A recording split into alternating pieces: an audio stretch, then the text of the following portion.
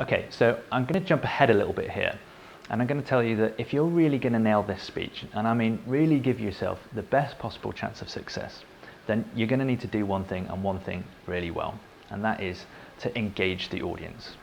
Now what that means in practice is that you're going to need to think about things like your body language, about how you stand, how you use your voice, when to pause, when to sound sincere, and so on. But you know what? That is a lot of things to think about all at once. And you're not Superman, right? So how are you going to do all of these things when your only focus is to just literally get the words out, looking at a piece of paper? And the bottom line is that you can't.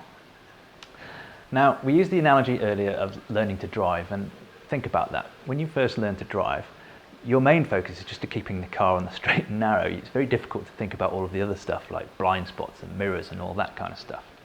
You only get all of that stuff working harmoniously when you're confident that you've mastered the main task, and that is keeping the car on the straight and narrow.